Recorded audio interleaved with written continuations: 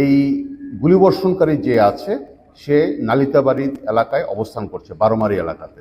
তো সেভাবে আসলে অপারেশনটা প্ল্যান করা হয়েছিল। মূল অপারেশনটা প্ল্যান ছিল এরকম যে ঢাকা থেকে যে টিমটা আসছে আর আমরা দুজন মিলে একসাথেই নালিতাবাড়িতে অপারেশন করব।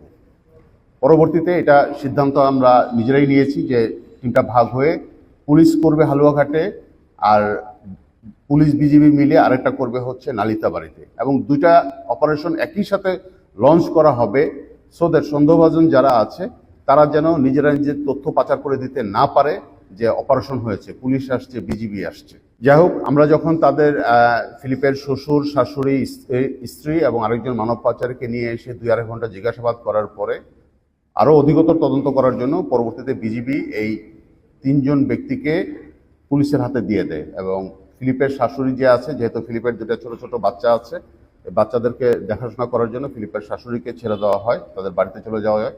এবং পুলিশ 3 জনকে কিন্তু ওই সময় আমাদের বিউপি থেকেই ধরে নিয়ে যাওয়া হয়েছে।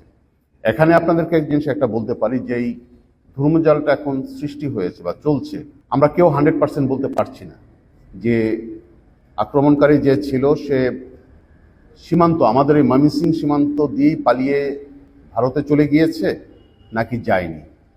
এটা নিয়ে আমরা লক্ষ্যে এখনও কাজ করছি, আমরা কেউ নিশ্চিত না। আমরা ফিলিপকে ধরার জন্য আমরা সর্বাত্মক শক্তি আমরা নিয়োগ করেছি, আমরা গোয়েন্দা তৎপরতা আমরা চালাচ্ছি, কারণ ফিলিপকে ধরা গেলে অনেক কিছুর তথ্য আমরা হয়তো বের করতে পারবো যদি পাচার হয়ে থাকে। আর যদি না হয়ে থাকে তাহলে ফিলিপের নামটা কেন বারবার আসছে সেটাও আমাদের জন্য জানাটা সহজ হবে। এখানে যাতে এই যে আমাদের বিভিন্ন কোশ্চেন তৈরি হচ্ছে বিভিন্ন সংবাদ মাধ্যমে বা সামাজিক যোগাযোগ মাধ্যমগুলোতে লেখালেখি হচ্ছে, যে কথাগুলো বলা হচ্ছে, এটা কিন্তু আমরা কেউ নিশ্চিত না। পুলিশও কিন্তু এখন পর্যন্ত নিশ্চিত না। বিজিবি যারা আমরা বর্ডারে কাজ করি, যারা আমরা সারা বছর সীমান্তে আমরা থাকি, আমরা কিন্তু তারা এখন পর্যন্ত নিশ্চিত হতে পারিনি।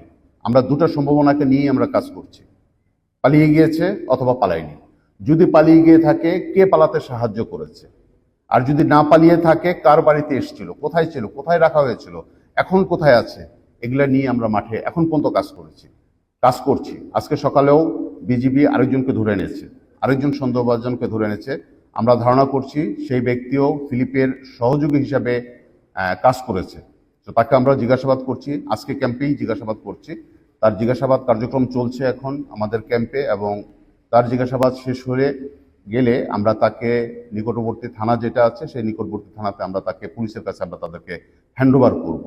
এই জন্য আমরা আপনাদেরকে এতটুকু আমরা নিশ্চিত করতে চাই যে পুলিশ অপারেশন প্ল্যান করেছে কিন্তু শনিবার রাত 11টার পর থেকে, আর আমরা মাঠে অলরেডি বিজিবি সদর দপ্তরের নির্দেশনা মোতাবেক যেদিন ঘটনা ঘটেছে ওই দিন রাতে থেকে